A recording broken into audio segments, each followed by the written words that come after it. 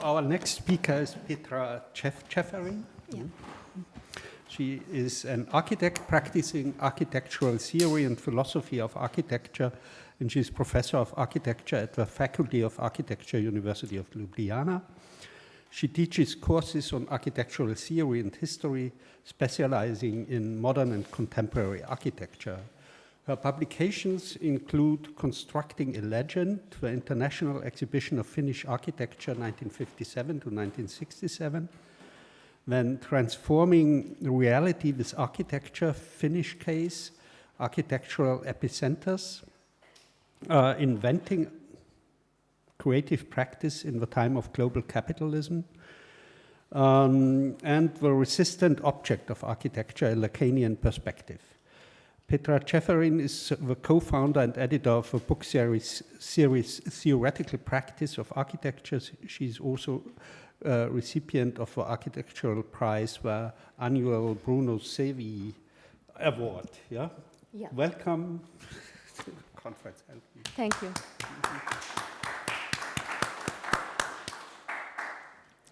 Thank you for the introduction. So, okay, I identify with the position of an architect, as Helmut said, practicing architectural theory, and I will today cross these frontiers and enter your territory. I think there are differences in the way we talk, in the way we think, but I think that these crossings of frontiers are potentially productive. So I will take this risk, and hopefully this will bring something to all of us, or not, whatever, it's a risk. So I will, in my presentation, connect the work of Jacques Rancière and his concept of intellectual emancipation with the work of Slovenian architect Jože Plečnik and his project of constructing public space in Ljubljana. He did this mainly in the late 1920s and 1930s. So the link between the two is not an obvious one. Rancière is not a philosopher one immediately associates with architecture, and it would definitely be difficult to describe Plečnik as an architect interested in the idea of emancipation per se. He was interested in architecture. Architecture as a practice of creative thinking. That is a practice whose ultimate goal is the invention and reinvention of itself in the world. Reinvention in the form of various objects, various products that it constructs and reconstructs. And yet I will try to show the productive nature of this connection, which can be summarized as follows. Precisely because Plečnik insisted on architecture as a practice of the continuous reinvention of itself in the world, the objects that he constructed carry a certain emancipatory dimension. They address a human being in her capacity of independent thinking, or to refer to Rancière, in her capacity of intellectual emancipation. This is what I will develop in this presentation, and in so doing, I will highlight the following dimension of architecture, which is not simply Plečnik's architecture, but any architecture that is actually practiced as creative thinking and realized in that way in the world, that precisely when architecture focuses on itself, so to speak, on the reinvention of itself in the world, it transcends the limits of its own territory, the limits of architecture, and operates as a vital ally of the processes of emancipation. And this capacity of architecture is linked to the fact that architecture, as a specific creative thinking practice, always subverts the juxtapositional logic of outside-inside division. So it cannot be reduced to this logic, both in the form of the objects that it constructs, and as I would say, the people in a way that architecture co-constructs. So I will begin now with the first starting point, and this is Plečnik, Jože Plečnik. You are all walking within and around his work for the last couple of days. Here you see a map in which this project that I'm interested in, so this is our language, right? So this is the map which shows Plečnik's works realized in the center of Ljubljana, which constitute public space, with which I mean simply space which should be open to all and is, in principle, open to all. So I will focus on this. So what is incredible, just by the way, is how many projects he was able to realize in a rather short period of time. This is just really unique, but it was also a unique moment in history, but I will not talk about that. Okay, so today, this project, these interventions of Plečnik in public space are generally understood as a fine example of human-centered urban design. And this is also how they were inscribed on the UNESCO World Heritage List in 2021. So as a fine example of human-centered design. This specific aspect of Plečnik's work, so this human-centeredness, will interest me in my presentation. But I will add something to this argument, which is, in my view, essential. And this is that what Plečnik actually put at the center of his work was architecture. His central project consisted in how to construct architecture in the world, from case to case, from task to task. Architecture as a creative thinking practice. And another thing is important here. In just such an architectural way, Plečnik approached the construction of public space. That is, space that is and has to be accessible to all. And where architecture can therefore potentially reach all. In his designing of public space, Plečnik did not adjust his design to the established architectural norms, nor did he try to cater to the popular taste. Rather, he insisted on pursuing architecture in all its intellectual difficulty.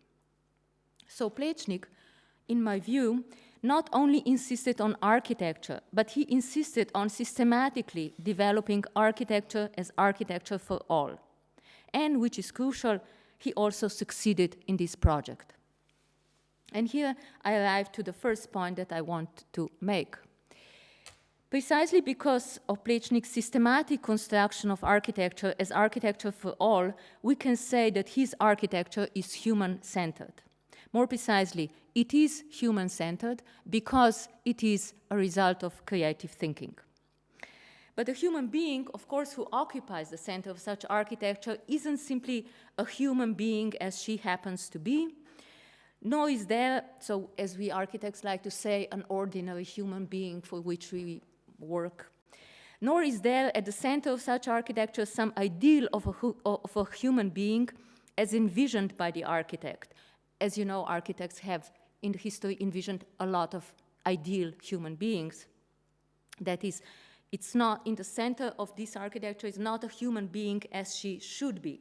Rather, at the center of architecture as a creative thinking practice is a human being as she can become precisely as the result of her encounter with architecture, or I think it's the same process is at work in connection into any other creative thinking practice.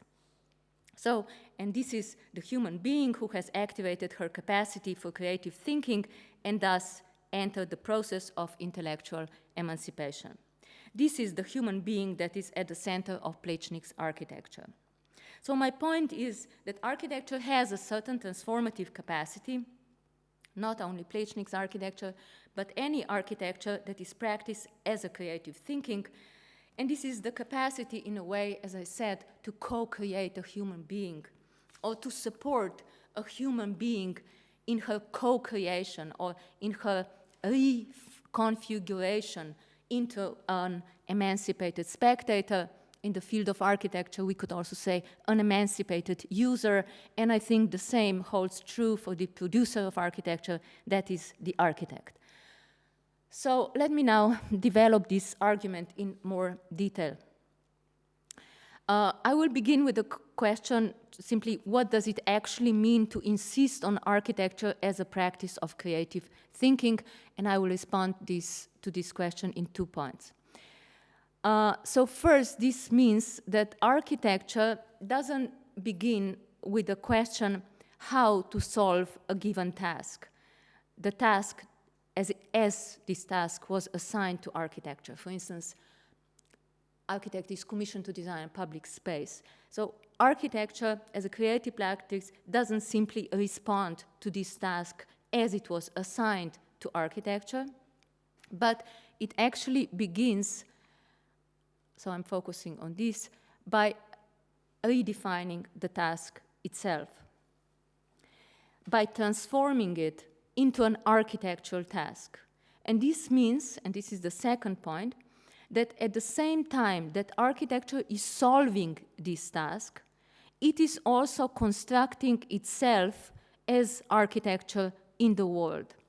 It is constructing itself as that specific body of theory and practice which connects science, technology, and art. So if I put this a bit differently, that architecture develops an architectural solution for a given task means that it constructs that particular object which it seeks to make as an object that is specific to architecture, that is to say, as an architectural object, and not simply as some kind of a utilitarian object. And with such an object, the architectural object, also architecture itself appears in the world. It appears as a creative thinking practice. That is a practice that with each constructed object not only responds creatively to the challenges and issues of its time and place, but at the same time also constructs itself anew, invents itself anew, it reinvents itself. And this is, in fact, the ultimate goal and purpose of architecture as a creative thinking practice. The repeated reinvention of itself in the changing world, reinvention in the form of various objects that it constructs and reconstructs. I would say a useless goal, but a crucial for a human being. And I think that this is precisely what Plečnik was interested in the reinvention of architecture in the world. And I think that he followed these 2 steps. Let me give you so basically, it's like, it is consistently characteristic for him that he did not approach his tasks and commissions simply as tasks that were assigned to him. But he began with a question: what is that true task that must be addressed in that specific location, in that given case? Or what can architecture do here, do as architecture? So he began by redefining the task. He transformed it into an architectural task. I will show you an example. Here you see the plan of Ljubljana, the river, and we are close to that square, which is National Library, and the plan of the Roman city, which is one of the historical basis of contemporary Ljubljana. You see the square. So we are looking at that little part here on the southern side. This is a project that I will just briefly show to you. So a Roman wall. So Plečnik's project, so we will look at this Plečnik's project for the preservation of the walls of the ancient Roman city of Emona. This is how the walls were just when Plečnik started to work on them. In the 1920s, there was this discussion whether the walls should be preserved or they should be demolished. And Plečnik was one who fought for their preservation. In 1928, when the city decided that the walls should be restored and preserved, he was commissioned to realize this project. But instead of realizing this task, he first redefined it. The way he did this shows that the true question for Plečnik was not whether to preserve or demolish the Roman walls. Instead, he was interested in another question: how to transform the given space, the site of the Roman walls, into an architectural public space, an architectural and archaeological park. That is, a park in which architecture, including the architecture of the Roman walls, would be available to all. And in order to do this, Plečnik very much intervened in the actual Roman walls. He actually radically transformed these walls. So look at this picture and look what he put into these walls. One big intervention, a massive pyramid, which actually breaks the wall at the point where there was never a gate, and a number of other interventions. This was his, okay. So, this is just one example. There are many others in which Plečnik acted precisely in this way. For instance, he was asked to design a bridge, the main square in Ljubljana, and his response was, we will build 3 bridges.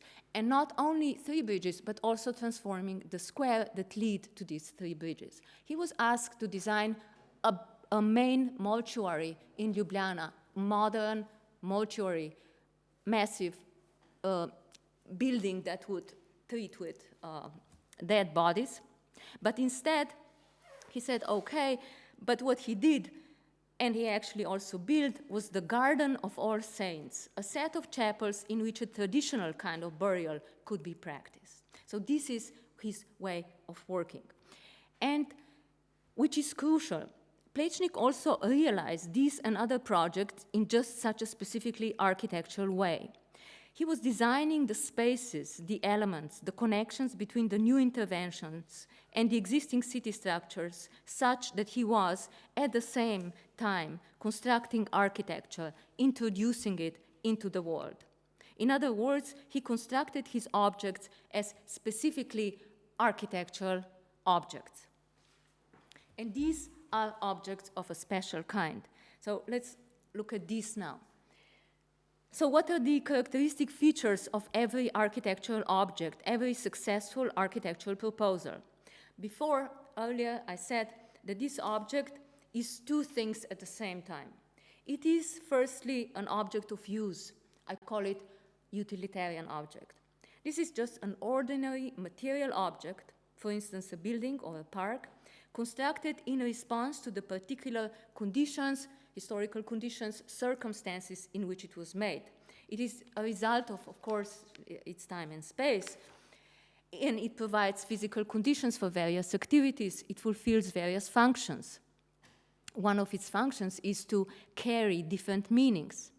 And this object is, secondly, and most importantly, an architectural object, a materialization of architecture in the world. The essential thing here is that both objects appear at the same time, that they are inseparably connected, that we have to do with 2 in 1. You are all familiar with this formulation, but let me explain how I see it. So what does this mean? This simply means that if we wanted to separate these 2 dimensions of the architectural object, we would not succeed in isolating one or the other dimension, but would actually destroy the object, the architectural object as such, and with it also both of its components. In very simple terms, in architecture, we're never dealing with bare utility, bare use. And also, we are not dealing with any kind of sublime object of architecture. But rather, each of the 2 objects, each of the 2 components of the architectural object needs the other to arrive at what it itself is as an architectural object. In other words, each of the 2 components establishes itself only in relation to the other. It establishes itself as the utilitarian object of architecture in the aesthetic object of architecture, and as the aesthetic object of architecture in the utilitarian object of architecture. Their connection is therefore a very specific connection, the connection that is paradoxical in itself. And I will here refer to Rado Richa's this definition of this connection. As you might know, he is also working in the field of philosophy of architecture, and he made a comparison in one of his lectures between the love procedure and the text of Badiou by the Scene of Two, and architecture similarly as the Scene of Two. Anyway, this is just by the way. What I want to say is that he defines this connection in a good sense as the connection in the mode of disconnection, or as I said earlier, we have two in one. In fact, it would be more precise to say that we have the three components: the utilitarian object of architecture, the aesthetic object of architecture, and something else. This something else is that which cannot be reduced to either of the two components, which disconnects them, which prevents of them to merge into one. In fact, this is not really a third component, a third element. It is simply a manifestation of the distance or difference that separates the two other components. A specific kind of difference. Objectively speaking, this difference is nothing. We can not see this difference as such, and yet it isn't something null, because for the architectural object, it is absolutely crucial. It is the difference that also functions as the joint that connects these two components into an architectural object. It holds the architectural object together, so to speak. It constitutes this object as one. And from this difference, the architectural object is built, which is why it is an object of a special kind. It is always also something else or other than what it is, without actually objectively being something else, it is an object which is non-identical with itself. And this is why such object appears and operates in the world in a special way. As I said, it is a response to the conditions in which it was made. It is an expression of its space and time. And yet it cannot be entirely reduced to its space and time. It pierces its spatial and situational or cultural determination. Architect Kenneth Frampton describes such object well when he writes that it is always time-bound, yet it is simultaneously excised from the continuity of time. And it persists as such in different times, in different situations, which is certainly the case for Plečnik's work. In other words, it persists as an object that is simultaneously inside and outside the given time and situation, the given world, or it subverts the juxtapositional logic of inside-outside. And this immanent difference that constitutes the architectural object affects all its dimensions. Its functionality, its utility, is therefore always also something else and other than the utility itself. It is the utility to which something else belongs, the inseparable moment of architecturalness. In other words, the utility in architecture is the utility that is open in itself. The same holds for the dimension of meaning in architecture. An architectural object isn't simply a bearer of different meanings, but actually succeeds to articulate the very lack of the final meaning. And as such an object of a special kind, the object that is open in itself, the architectural object, in my view, corresponds to what Rancière, in his article, The Emancipated Spectator, calls the third thing. So here I will move to the second starting point of this presentation, which is the concept of intellectual emancipation. So the concept of the third thing does not figure centrally in Rancière's article, The Emancipated Spectator, and it certainly is not a key concept within that article. But I think that it plays a key role in theater as a practice of intellectual emancipation. And I will try to ground this claim, and I will also sum up the NCL's concept of intellectual emancipation in 3 points that I find important for what I'm interested in. So first, NCL outlines, as you probably know,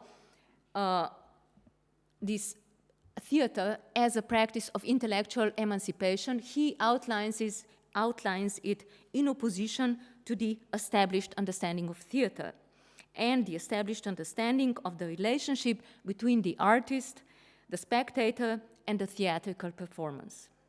In tune with the established understanding, this relation is based on the simple logic of the identity of cause and effect. The spectator is the one who is supposed to perceive, feel, and understand what the artist has put into his performance. And this is then supposed to influence also her action. This understanding is based on the presupposition of the inequality of intelligence. Because on one side is the artist, expert, the one who possesses a certain form of knowledge, an energy, a capacity, and on the other side is the spectator, ignoramus, the one who is supposed to acquire that capacity and thus bridge the distance that separates the two. But the problem is, as you know, that this distance cannot by definition be bridged because it is a structural difference. It is a structural distance.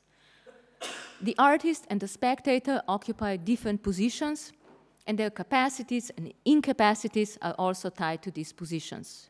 The artist, as the expert, is the one who possesses certain capacities, and the spectator, as the ignoramus, does not. The presupposition of inequality of intelligence is in this process therefore continuously confirmed or reproduced. This is indeed the logic of the verification of the inequality of intelligence, which, as you know, NCL simply calls a logic of stultification.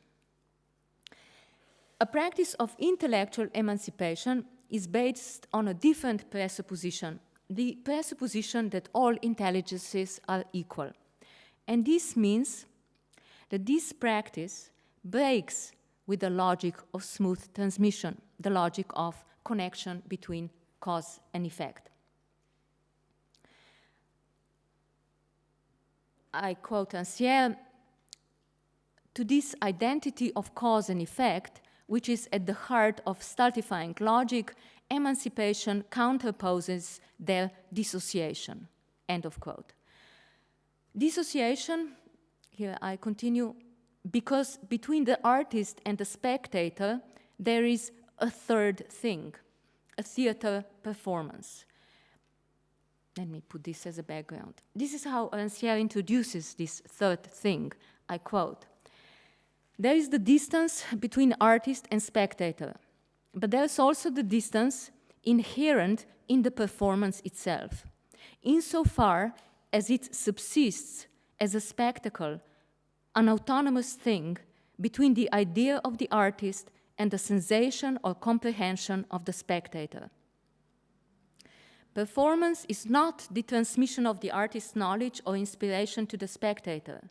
It is the third thing that is owned by no one, whose meaning is owned by no one, but which subsists between them, excluding any uniform transmission, any identity of cause and effect." End of quote. So a theater performance is the third thing because it is an autonomous thing. It is owned by no one, neither the artist nor the spectator. It is the thing with an inherent distance, the thing that is open in its meaning. And as such an autonomous thing, it dissociates or interrupts the straight transmission of cause and effect between the artist and the spectator.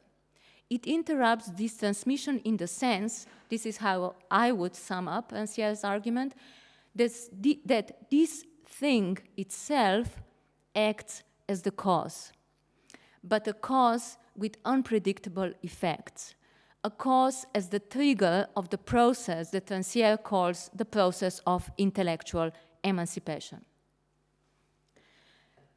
And here I will move to my second point.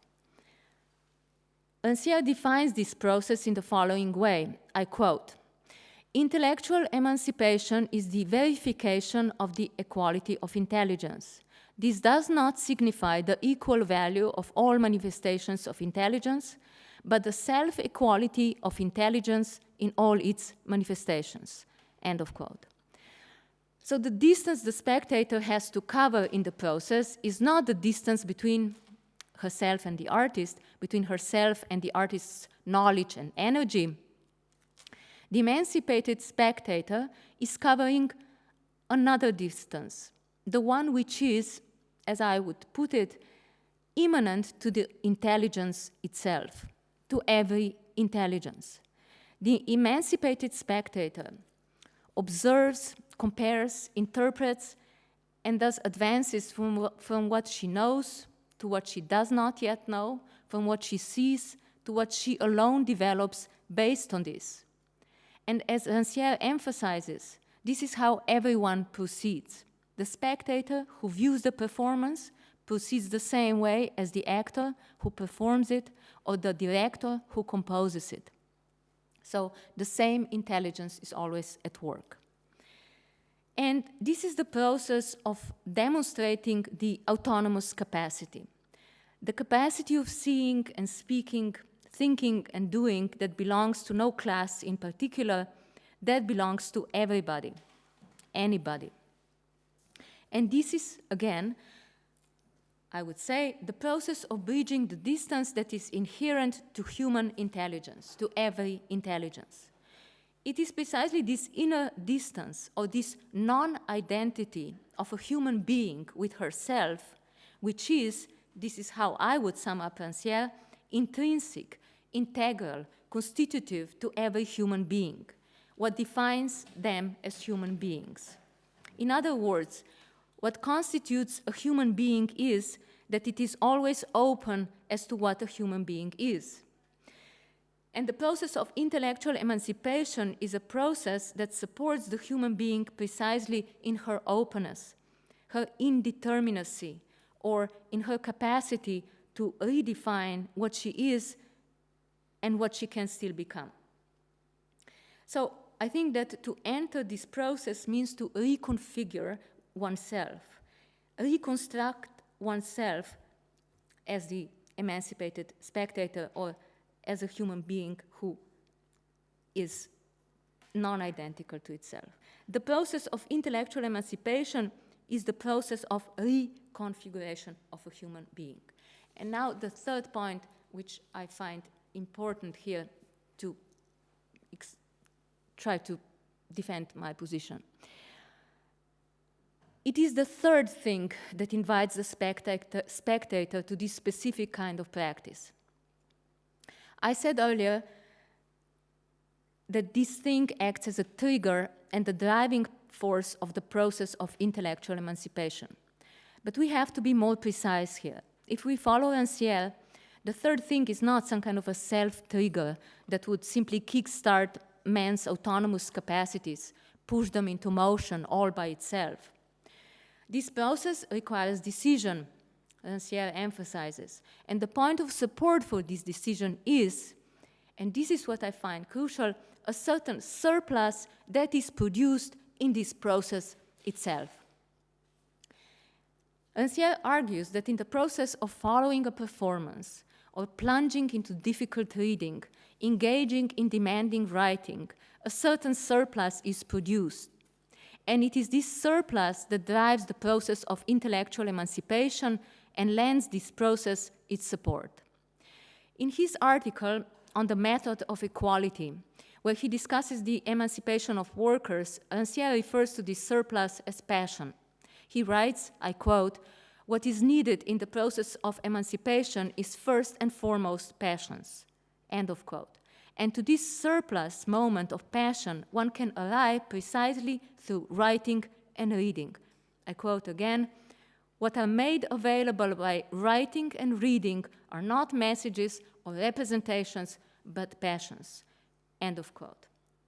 So passion is for Rancière, at least in this work, the method of equality, the name he gives to an interior moment of the process of intellectual emancipation, which acts as both its support and its driving force, and which is, and I find this crucial, produced precisely in this process itself.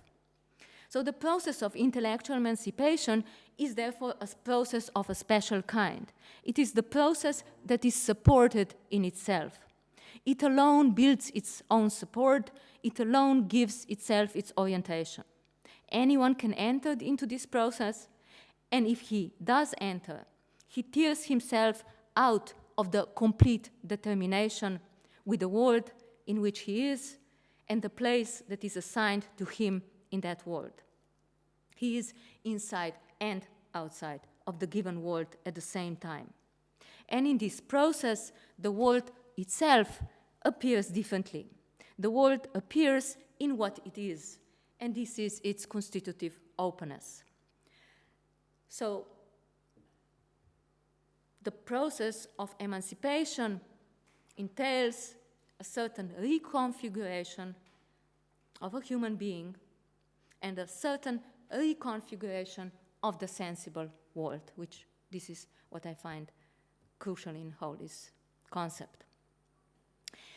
And I think now I will move to the third point, that it is precisely to this kind of looking, seeing, understanding, and acting in the world that Plečnik's architecture invites us.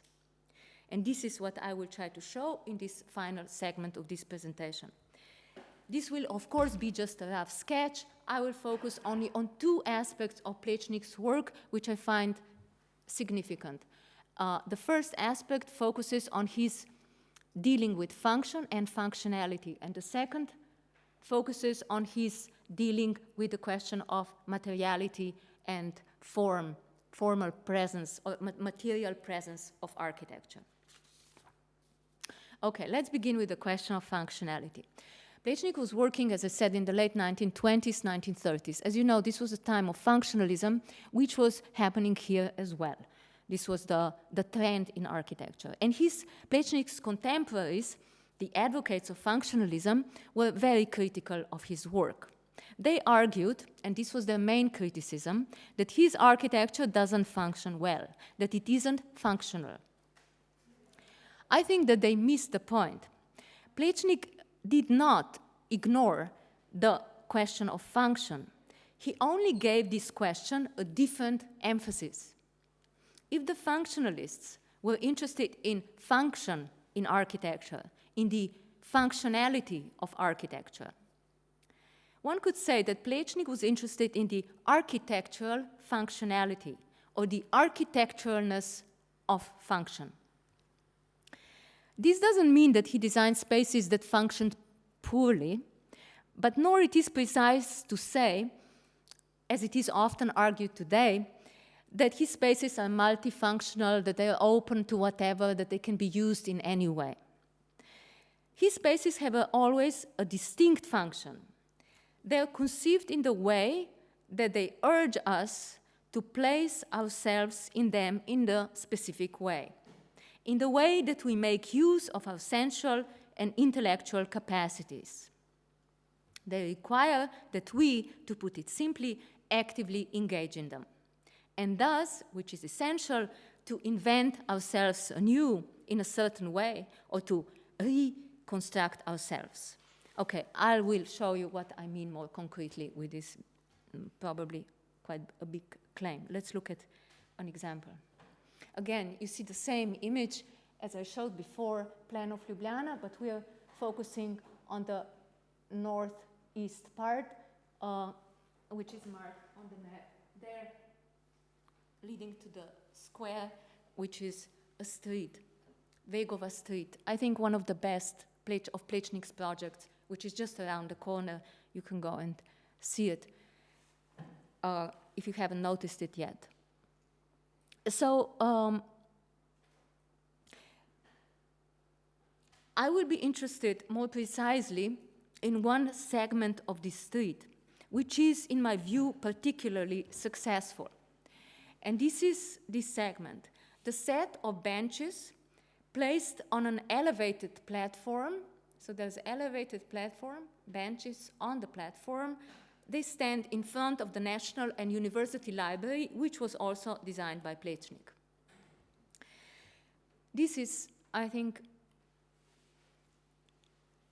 good architectural object. So to this platform, elevated platform, the stairs lead. But the platform leads nowhere. The ascent up to the platform is an invitation, an invitation to stop, sit on the benches that are prepared there for us, and to look, observe the performance of everyday urban life in front of us and just below us, and thus to convert from the users of the street, the passers-by, into spectators. All we can, in this special place that opens our view, this elevated platform, also focus on something else. But this something else is not simply some random thing. Raised on the elevated platform, we're not simply distanced observers, but are at the same time also put on display. The platform is also a stage. And this was actually well captured by this group, theater and dance group, and KNAP, which was part of a big exhibition of Plečnik's work, and they tried to relate with their bodies to Plečnik's architecture, and they chose this site and literally presented it as the stage. So they recognized this dimension of a stage in this space. So here, in this platform stage, we are not simply those who look. We are not simply the subjects of looking, but we are also the objects for the gaze of others. And as such objects for the gaze of others, we also see ourselves. This is a strange position. It opens the possibility for the formation of what could be called a double distance. A distance in relation to the world as if we succeeded to kind of step out of it, and a distance in relation to ourselves as if we succeeded to step out of ourselves and encountered ourselves as objects. This is what I think we become if we respond to the call of the architecture of this place. And here lies the functionality of this place, its architectural functionality. I think that Plečnik was developing this particular architectural functionality consistently in his work from project to project. I think that this was one of his obsessions. In some cases, Plečnik pushed this notion of architectural functionality to its very limit, to the point at which we can almost no longer say that his constructions, like elements, details, spaces, are architectural objects, that they are two in one.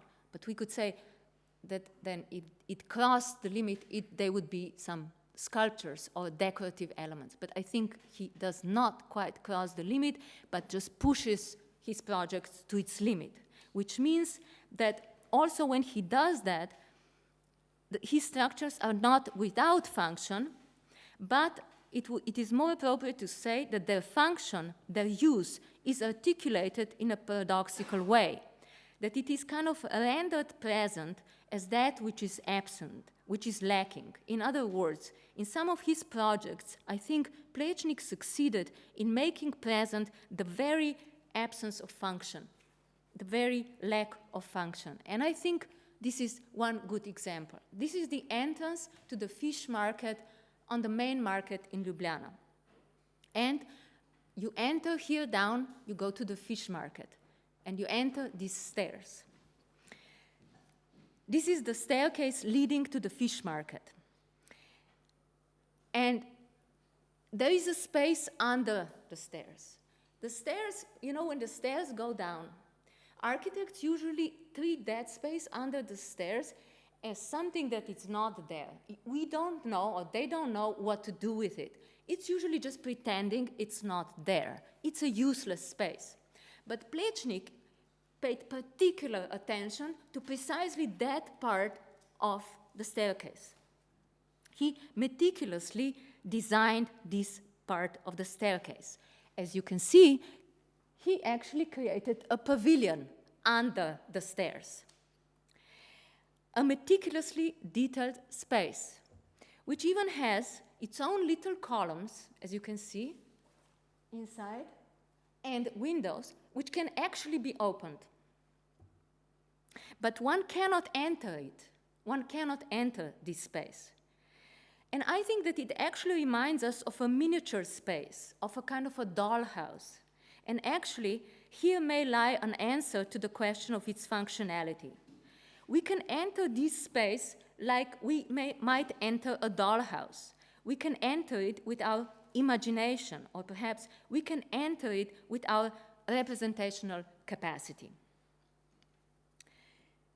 And in order for this space to function, you can see just removed a slightly bigger section of the space.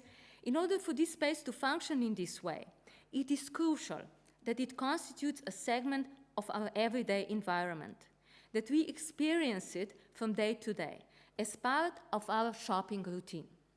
It is also important that it is part of a staircase that leads to the fish market, because this means that the perception of this refined space, this refined pavilion, is accompanied by something not at all refined, which is the sharp smell of fish.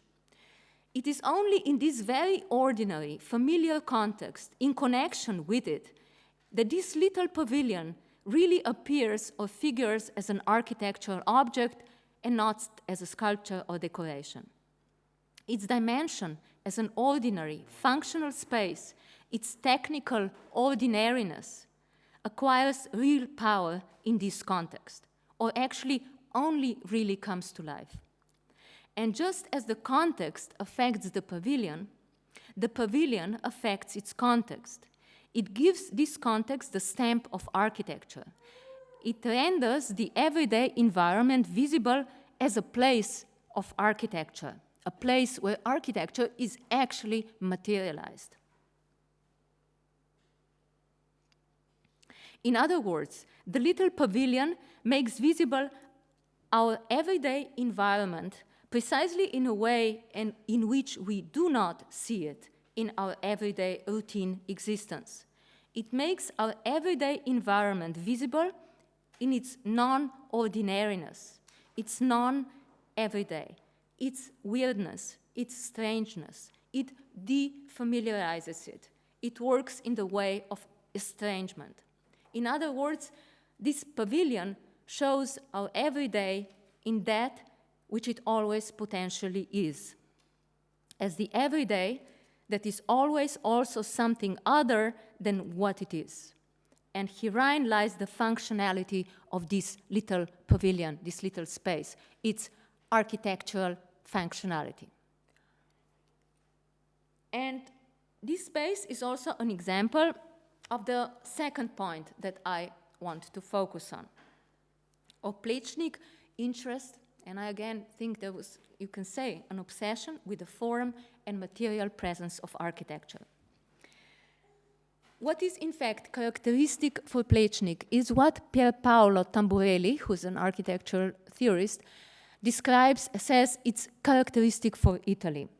And this is an unjustifiable excess of architecture, which should, in Tamburelli's view, be defended. And I agree with him, yes, it should be defended. For Tamburelli, this unjustifiable excess of architecture means two things. That in Italy, architecture is too excessively designed. And that it appears, and second, that it appears in places where there are no good reasons for it, where it is difficult to justify its existence. So it is difficult to justify why architecture is where it is, and why there is so much of it. But the formulation unjustifiable excess of architecture carries another meaning that Tamburelli does not mention. This meaning is crucial for architecture. for the just unjustifiable excess is also what, in my view, determines the architectural object as such, every architectural object. It is that which is intrinsic and constitutive for this object. And I earlier referred to this unjustifiable excess as its immanent difference. So what is characteristic for Plečnik is the unjustifiable excess of architecture in these both meanings. What Plečnik does is he sticks his architecture, so to speak, right under our noses. He puts his meticulously designed elements everywhere, from the public toilet to the National Library, from the fish market to the cemetery. Plečnik, as you noticed when you walked around town, literally places his columns in our way, in the middle of a staircase, in the centers of entrances, windows. And his structures and spaces are excessively designed. They're too full of details. They're too full of elements. They're too complex. There's too much architecture in them. This doesn't mean that we have to be delighted by this, that this necessarily delights us. In any case, we can like his architecture or not, but one thing is clear. His architecture is difficult to be ignored. His structures require, almost force us to look, to decipher, and to ask, what is that which we see here? And a good case in point is this intervention in the Roman walls, with which I will conclude. So this massive pyramid integrated into the wall, which establishes its central dominant. He designed it as a reference to the famous Cestius pyramid in Rome. But within the local context, this curious object represented in the late 1920s and still does today something entirely foreign. Another curious detail is that initially he covered this pyramid with turf. So he designed actually a hairy pyramid. And atop this curiosity, he placed, as you can see, a small pillar, and on top of that, a small sphere, as if he simply couldn't stop designing. Thus, he constructed an object that doesn't simply inform us about the local history or about the part of the fact that local history takes part in a larger European history, but rather it stands here, insists as an odd, mute object. In its material presence, it kind of pushes us to ask, what do we actually see when we see this? What does this massive pyramid mean? Why it is here in the middle of contemporary Ljubljana, and why it is the way it is. And if we look a little bit more carefully around this park surrounding the Roman walls, we see that there are other such curious objects, architectural elements and fragments of the ancient past, all carefully placed around the park. They call our attention, they invite us to walk around the park, to look and to reflect, or at least they can do that. And thus, we can become researchers of the local history or the aesthetes who enjoy the forms, the light and shade, the texture of architecture, and its rich materiality. So let me just conclude. So it is such structures, elements, details, spatial segments, spaces that Plečnik succeeded in building in Ljubljana when he was constructing public space, the space which is and has to be open to all. As I said in the beginning of my talk, he constructed architecture as architecture for all. And such architecture opens the same possibility for all. The possibility that we look because we desire to see, to listen because we want to hear, to reflect, interpret because we enjoy thinking and want to understand. The possibility that we actualize the power each of one has and thus develop, in Rancière's words, the capacity that makes everyone equal to everyone else. This is the reconfiguration of a human being that architecture invites us to and that it supports. And this reconfiguration entails a reconfiguration of the sensible world. As I tried to show, architectural structures open up amidst our everyday the view that this world is also something else or other than what it is or what it appears to be without actually being something else. Thus, they enable us to see that which is today impossible to see, that actually the world is not entirely defined and that we are not entirely defined within that world, but that it has certain openness about it. And I think that it is in this sense that Plečnik's architecture, and in fact any architecture that is pursued as a practice of creative thinking, operates as an ally of the processes of emancipation. Thank you very much.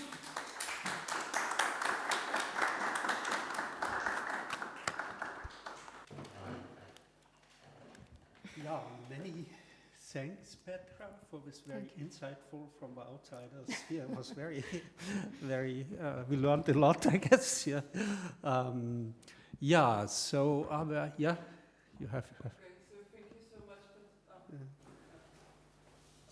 Petra, for this great talk. You know, as a perhaps more of an insider of architecture, even though not as much as you, because I'm not a practicing. I obviously have a lot of questions and comments regarding to what you just said. I just like reacting maybe also on my first impression of like coming here in Ljubljana and seeing so much Plečnik in just one space. I was wondering again what it is that he does. I think in fact to a certain extent it would be really interesting if you could perhaps you know, tie also your talk to, and I think you did it quite nicely in the final part of your paper, to also tie it to the kind of a theoretical discourse of his period. Because, for instance, my feeling just seeing Plečnik, you know, it's almost as if he was kind of taking the kind of Greco-Roman tradition of architecture and making it into these kind of discrete units as words in structural linguistics. You know, I don't know if he had any links with the, Mukarovsky and Shklovsky and Prague Linguistic Circle, but, you know, it obviously just comes to my mind that he was in Prague before, you know. And so to a certain extent, he's treating these, like he's kind of making these elements of Greco-Roman tradition into those discrete units, which then he combines in a totally like a very free and poetic way by creating this kind of a self-referential architecture. You know, when I was walking here, I almost like, you know, I see a thing of a structure of Plečnik and then I immediately start to laugh, you know, it's like a joke. It's an architecture joke kind of commenting upon itself, you know. Which in a way we could say it's something that obviously that's not new in architecture discourse, you know, that's already, if we think of Alberti and, Sant'Andrea in Mantua, we could think like how he combines the typology of, you know, the triumphal arch and the typology of a chapel or a basilica. So, or to a certain extent, like how he uses this pyramid of Caius Cestius in Rome, and then it almost seems as if he was commenting upon Adolf Loos's statement, which, if we shorten it, you know, when Adolf Loos says that if we find a mound in the woods, you know, formed in a pyramid and shaped by a shovel, that is the architecture. In a way, the pure architecture only exists as a tomb, you know, because what you did also in your first part, it's, you know, the way how you describe architecture, that's like the eternal polemic between what's architecture and what's construction. That's the Hegelian, you know, understanding of architecture in aesthetics, the kind of what defines the architectureness of architecture is this supplement towards the utility, to the construction. And I think when I see Plečnik's architecture, it almost seems as a comment on Hegel, as a really playing with this kind of, as you said very nicely, I think at the end, this kind of like almost contesting any functionality or showing that the lack of function is a function in itself, you know, and kind of playing around this statement with this, what, you know, is the supplement that defines architecture. You know, the fact that it's also a coded practice, that there are certain historical codes, that it's a form of thought that has been transmitted, and then to understand it, we must kind of master those codes. So I think he does it quite in an original way. It's almost like as if he was trying to do this kind of architecture qua architecture. And maybe one last kind of provocative question, because, you know, I don't really know the historical context of Ljubljana at the time, but you spoke a lot about this kind of architecture for all. And it's true that to a certain extent, you know, he does an amazing work on the public space, but just as a provocative question, like, how was the city stratified in terms of class at the time, you know? Because architecture and urban space, we know it's not something neutral, you know, there's a class segregation in the city, you know, Haussmannian renovation of Paris, for instance, we know acting as a, you know, a tool of increasing real estate value, pushing the working class, you know, elsewhere, and so on, sort of revaluing the, you know, the real estate, increasing the real estate value through urban intervention. So when you say architecture for all, again, I don't know enough about Ljubljana, but it immediately, you know, I'm kind of immediately tend to become suspicious, because I'm like, oh, where was the bourgeoisie living? Was it really for all? You know, that's perhaps a provocative question. Yeah, thank you, Anna. Yeah, thanks a lot for this feedback. Okay, I will try to respond, and if I won't respond to everything, then just correct me. So yes, Plečnik worked in Prague at an important stage of his life, but I think that it is very difficult to say that he was familiar with the intellectual, this philosophical thought that was going on at that time. So, okay, but that's another question for historians, if he was familiar with that or not. What I would like to actually first of all emphasize is that all these references are relevant. I think Los, Alberti, the Italian and the antiquity, Greek and Roman antiquity. This was all the, I would call, material from which he worked. But the essential thing is that which I tried to show, that he never thought about architecture as a supplement to the construction. This is precisely what I wanted to show, that he was actually, in a way, we could say, a functionalist, because he was going into this question of functionality. He was very much a child of his time, in the sense that he was interested in function and functionality, but he explored its architectural component, which means that functionality is architecture is always something else than what it is. It's not simple, whatever that would be, actual pure functionality. I don't think it's ever at work anyway.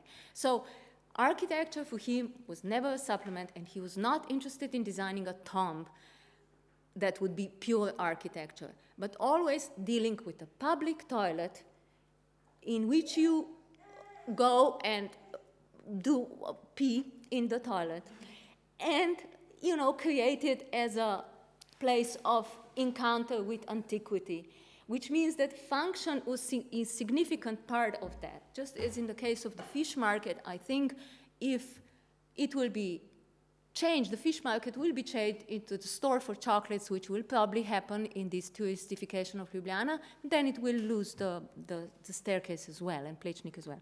So my point was that he was not interested in architecture, qua architecture, in the sense that he would try to get to the pureness of it, but explore precisely this inseparability of function and the aesthetic component. So architecture for all.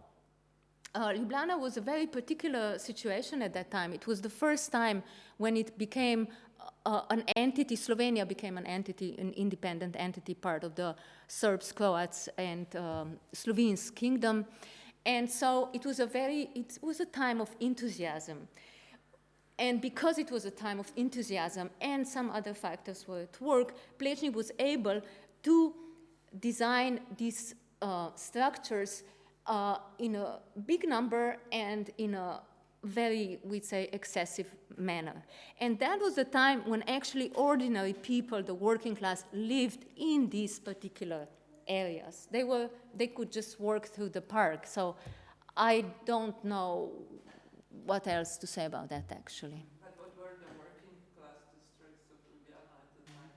Oh, it was quite mixed, as far as I know. It was mixed. It was a still provincial town with housing in the city center. It was not very hierarchically organized, as far as I know, but maybe I'm wrong. Yeah, thank you. We have 2 more questions now. Rock, please keep short because we are falling late. Yeah. Mm-hmm. Yeah. So I just have a couple of short comments. One Yeah. thing is that I couldn't help but thinking about your words also through what I tried to say, and I think there is a very interesting thing in your paper is you're insisting on architecture, which is already a split within architecture itself, because not any construction is architecture according to this view. So on the one hand, how to make something an architecture and how to stuck architecture up to people's noses, etc. But on the other hand, this connection to changing the world or this kind of emancipatory element to it. So it's very something that I also try to grasp somehow, and I think this was a very interesting tension or a connection here. The other comment is that. Of course, this functionalism, I mean, we talked briefly before about Hans Meyer and his avant-garde functionalism of the Bauhaus in the late 20s, and his, when he really thought that, functionalism will also have this emancipatory dimension. It's very strong in his texts, but it's very much, in this 20s avant-garde, out with the old, in with the new, so everything will fall.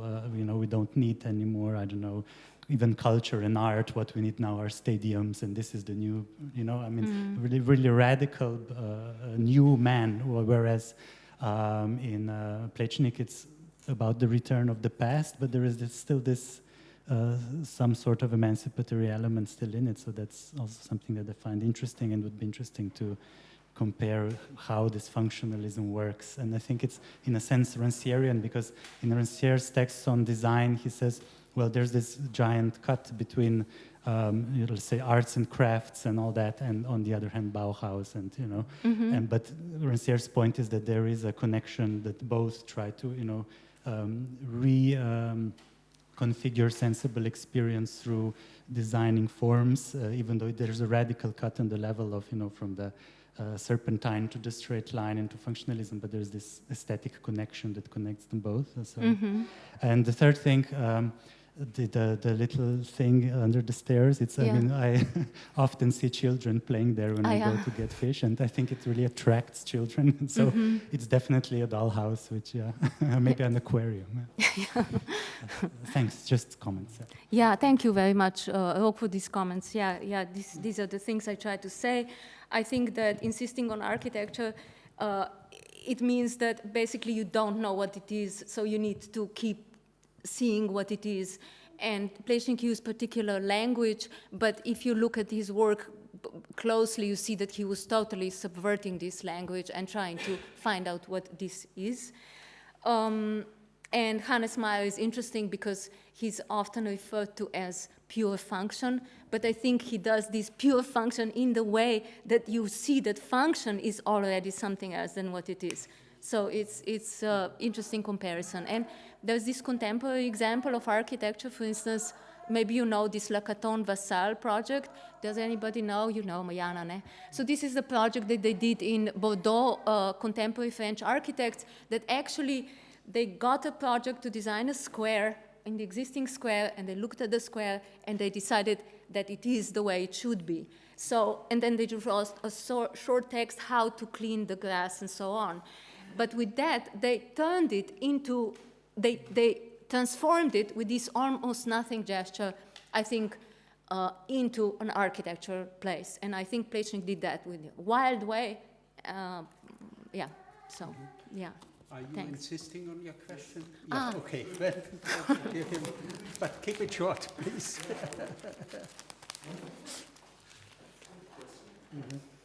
Thank you very much for this. Finally, getting to know something about Plečnik. I'm really glad. Thank you.